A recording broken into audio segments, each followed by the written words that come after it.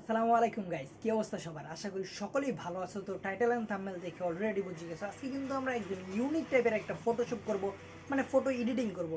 আর ফেসবুকে ইনস্টল করতে করতে আমরা এই ছবিটা দেখতে পারছি। এই ছবিটা কিভাবে তৈরি করছে তা আমরা বিস্তারিত জানবো আজকের ভিডিওতে।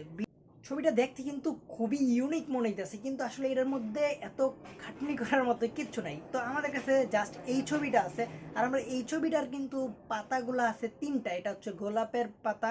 তো এটার মধ্যে তিন কালার তৈরি করব, কিভাবে সেটা আমরা দেখব। তো দুইটা কিন্তু একই জিনিস, জাস্ট একটা ফুলের মধ্যে করছে। আমাদের কাছে এইরকম কোনো ছবি নাই, যার কারণে আমরা এই ছবিটা দিয়েই কাজ চালিয়ে নিব। তো চলো মূল ভিডিওতে যাওয়া যাক। আমাদের একটা ছবি সিলেক্ট করতে হবে, তারপরে আমরা পিকচার অ্যাপ্লিকেশনে নিয়ে যাব। এটা পিকচার অ্যাপ্লিকেশনে নেওয়ার পর আমরা এটা কালারিং করব। তারপরে সেম ছবিটাকে আমরা আবারও অ্যাড করব। অ্যাড ফটোতে ক্লিক করব। ক্লিক করার পর উপরে যেই ফটোটা আছে প্রথমেই, তো এটা কিন্তু আমরা আবারও নিয়ে নিলাম। নেওয়ার পর একদম পারফেক্টলিভাবে সেম পজিশনে বসাই দেব। তারপর আমরা অ্যাডজাস্টমেন্টে ক্লিক করব। এখানে ক্লিক করার পর দেখতে পারতেছো এদিকে কিন্তু আমরা কালারিং ইচ্ছা যেরকম ইচ্ছা ওই রকমই করতে পারতেছি। তো এখন কিন্তু আমরা দেখতে পারতেছো পুরো ছবিটা কিন্তু একদম চেঞ্জ হয়ে গেছে। তো এই ছবিটা চেঞ্জ হয়ে যাওয়ার পর আমরা রাবার অপশনে ক্লিক করে ছবিটা সম্পূর্ণ মুছে দেব। মুছে দেওয়ার পর আমরা ব্রাশ অপশনে ক্লিক করব। ব্রাশ অপশনে ক্লিক করার পর আমরা যে পাতাটা কালারিং করতে চাইতেছি ওই পাতাটা একদম পারফেক্টলিভাবে কালার করে নিব। আরেকটা কথা, এইখান থেকে কিন্তু যার যেই কালারটা চয়েস হবে তোমরা কিন্তু সেই কালারটাই ইউজ করতে পারো।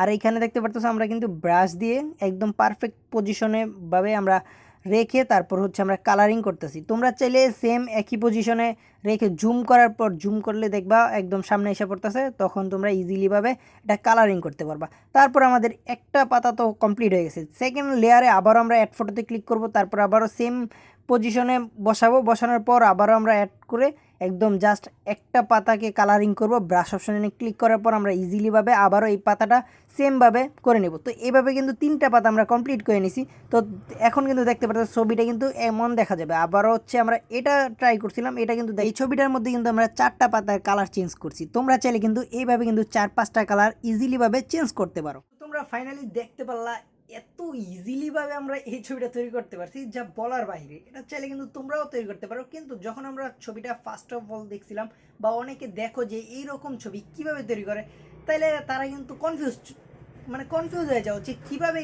এই ছবিগুলো তৈরি করে। তো এই ভিডিওটাতে কিন্তু ইজিলিভাবে তোমাদেরকে দেখা দেওয়া হয়েছে।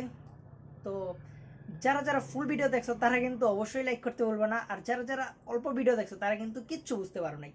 তো আজকে এই পর্যন্তই। আল্লাহ হাফেজ গাইস, দেখা হবে নেক্সট কোনো ভিডিওতে।